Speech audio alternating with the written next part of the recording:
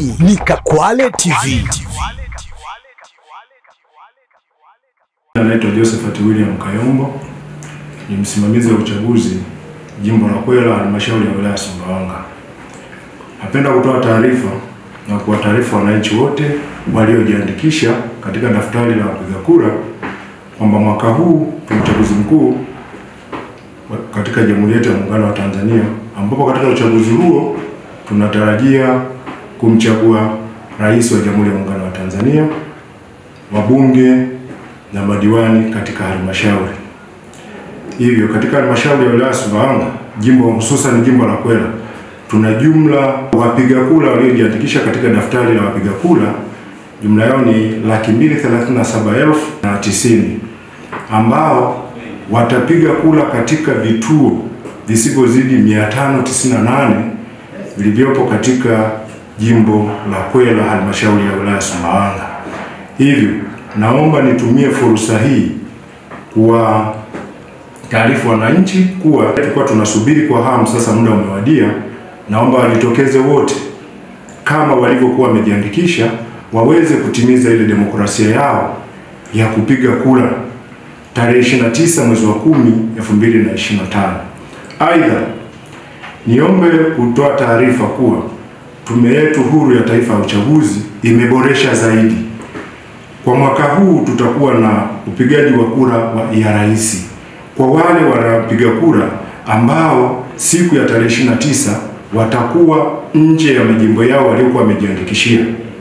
Lakini hata hivyo ni wale tu ambao waliweza kupata fursa ya kuomba kupiga kura kwa njia ya mfumo au kufika kwenye ofisi za usimamizi wa uchaguzi kuweza kuomba kupigia kura ya rais katika maeneo ambayo hawakujiandikisha. Bahati nzuri katika halmashauri ya wilaya Sumbawanga, jimbo la Kwela, tuna jumla ya wapiga kura 87 ambao walijiandikisha katika majimbo mengine, lakini wakati wa uchaguzi watakuwa katika jimbo la Kwela na watapata fursa ya kupiga kura ya rais. Miongoni mwa kata ambazo watapiga kura ambao walikuwa wamejiandikisha nje ya jimbo ni kata la Hela, Kasanzama, Ikozi, Kipeta na Muze. Ndugu wananchi na wapiga kura wote waliojiandikisha katika jimbo la Kwela, na sio katika jimbo la Kwela tu, bali ni katika mkoa wetu wa Rukwa wote, katika majimbo yetu yote, nipende kuhakikishia baada ya kuwasiliana na vyombo vya ulinzi na usalama, hali ya usalama mpaka sasa hivi ni shwari, hakuna chochote kitakachojitokeza. Tunawaomba msidanganyike, mjitokeze kwenda kwenye vituo vya kupiga kura na mtapiga kura kwa amani. Uchaguzi wetu ni wa amani. Pia Tume yetu Huru ya Taifa ya Uchaguzi imefanya maandalizi ya kutosha, kila kitu kipo na maandalizi yote yameshakamilika. Naitwa Bahati Mgimwa, ni afisa uchaguzi wa jimbo la Kwela, halmashauri ya wilaya Sumbawanga. Tumepokea kwa 98%.